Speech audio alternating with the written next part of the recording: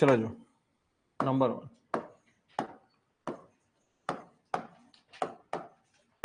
Working from whole to part. પહેલો principle શું છે ભાઈ? Working from whole to part. એ છે સર્વેઇંગ નો ફર્સ્ટ પ્રિન્સિપલ. શું છે ભાઈ? સર્વેઇંગ નો ફર્સ્ટ પ્રિન્સિપલ.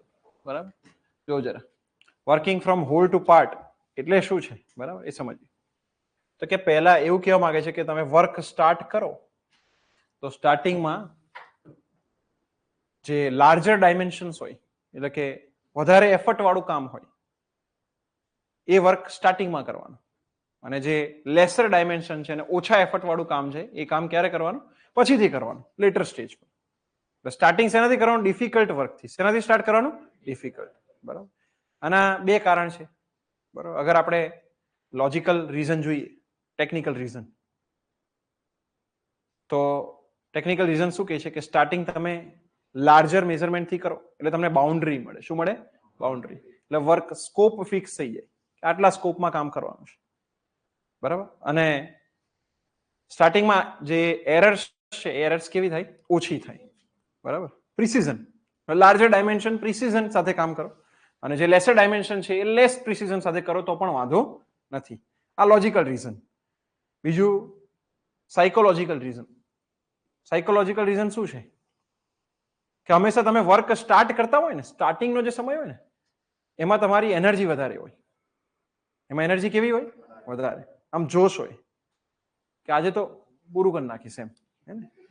તમે સવારમાં આવો, જ્યારે તમારે સવારે જ્યારે ક્લાસમાં બેસો ત્યારે એનર્જી કેવી હોય? એકદમ પીક પર હોય. આજે તો એવું ભણીશ ને કે આજે જ નંબર આવી જાય એમ. હે ને? પરીક્ષા લેવાય ના લેવાય, આજે જ નંબર આવી જશે. બરાબર. ફર્સ્ટ ડે પર આવ્યા છો ત્યારે કઈ અલગ એનર્જીથી આવ્યા છો. હે ને? ફર્સ્ટ ડે હતો ઇરિગેશન, ત્યારે જીપીએસસી તો ભૂકા કાઢ નાખવા છે. બરાબર, જોઈ જ લઈશું એમ. બરાબર.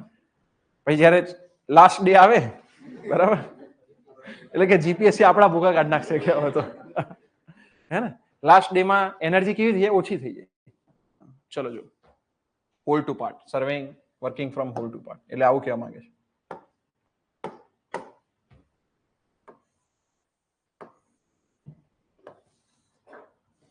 તો જો જરા ટ્રાયંગ્યુલેશન થી સમજાવું છું. બરાબર. આ ટ્રાયંગ્યુલેશન A B C, સાઈડ ઉપર તમે આ રીતે પોઈન્ટ લીધા, બહુ એકદમ દૂર દૂર પોઈન્ટ લીધા છે. બરાબર. હંડ્રેડ્સ 200 ઓફ કિલોમીટર્સ છે. બરાબર. બે પોઈન્ટ વચ્ચે ડિસ્ટન્સ.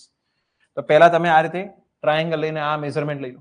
તો સ્ટાર્ટિંગમાં આ મેઝરમેન્ટ લેશો એટલે એનાથી પ્રિસાઇઝ તમને ડિસ્ટન્સ મળશે.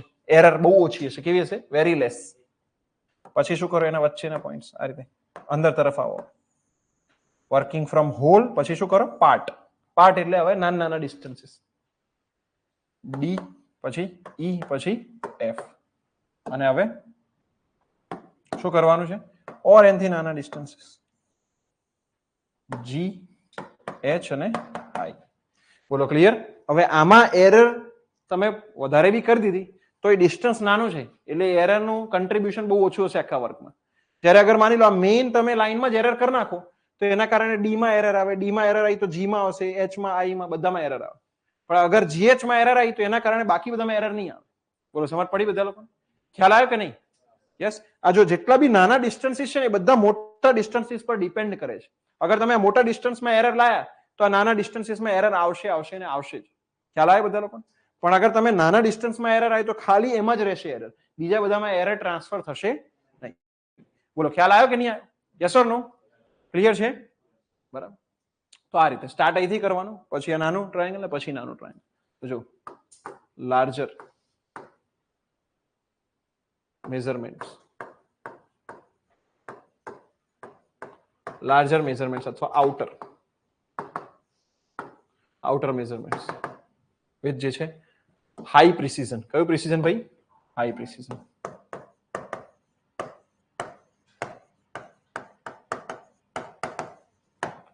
બરોબર. અને પછી લાર્જર છે સ્મોલર મેઝરમેન્ટ્સ.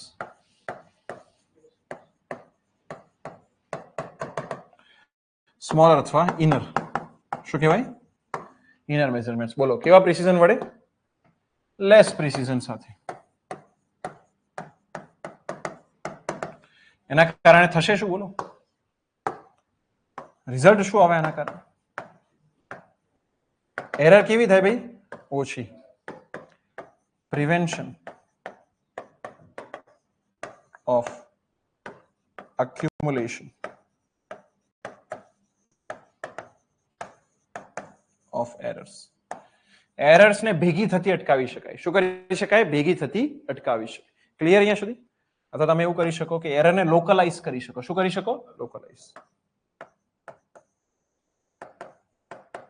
લોકલાઇઝ એટલે રિડ્યુસ. Localising the errors. બોલો ડન છે બધા લોકોને? ક્લિયર છે? યસ ઓર નો?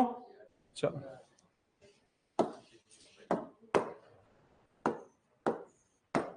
બરાબર. સેકન્ડ, ચલો અહીંયા ધ્યાન આપો. કોઈ બી પોઈન્ટ નું લોકેશન આપણે ફિક્સ કરતા હોય અથવા તો નક્કી કરતા હોય કે શોધતા હોય તો એટલીસ્ટ 2 રેફરન્સ ની જરૂર પડે. એટલીસ્ટ 2. બરાબર. To locate a point at least 2 references required. 2 references, એક લિનિયર અને એક એંગ્યુલર હોઈ શકે છે. બંને લિનિયર હોઈ શકે છે અથવા તો બંને એંગ્યુલર હોઈ શકે. મિનિમમ કેટલા રેફરન્સ જોઈએ? 2 રેફરન્સ. 2 રેફરન્સ વગર તમને લોકેશન મળે નહીં.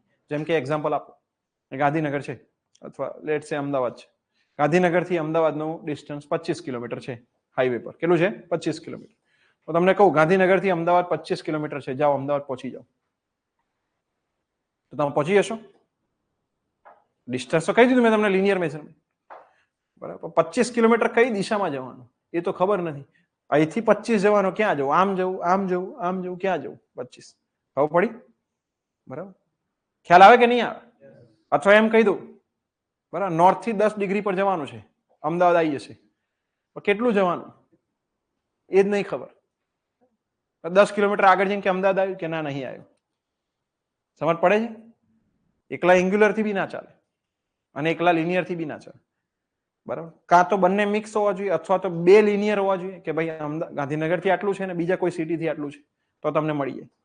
અથવા તો 2 એંગલ હોવા જોઈએ કે ગાંધીનગર થી આટલા ડિગ્રી પર છે, મહેસાણા થી આટલા ડિગ્રી પર છે, પછી બીજું કોઈ સિટી આપો. બરાબર. ખ્યાલ આવે બધા લોકોને? સમજ પડે છે? તો એટલીસ્ટ કેટલા રેફરન્સ જોઈએ? 2 રેફરન્સ જોઈએ કોઈ પણ પોઈન્ટ ને લોકેટ કરવો હોય તો. ક્લિયર છે અહીંયા સુધી? યસ ઓર નો? 2 થી વધારે હોય તો વેલ એન્ડ ગુડ, તો જલ્દીથી મળી જાય. પણ મિનિમમમાં મિનિમમ કેટલા જોઈએ? 2. જો ટુ લોકેટ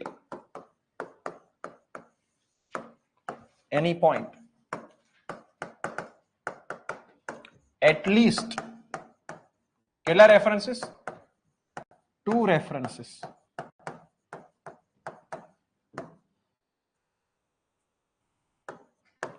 are required.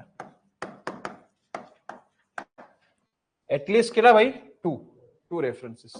હવે એ બેમાં કયા કયા હોય? બોથ, સોરી, 1 linear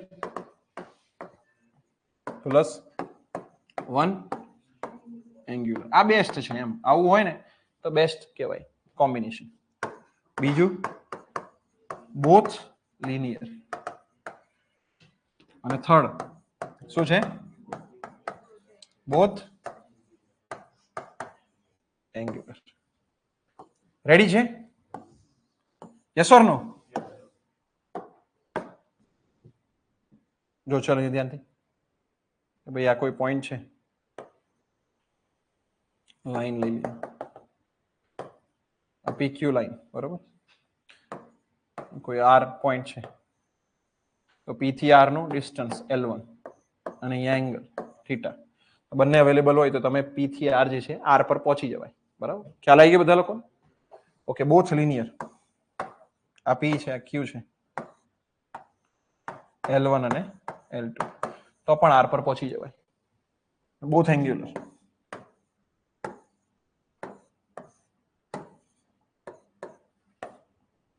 θ1 અને θ2, તો પણ R પર પહોંચી જવાય.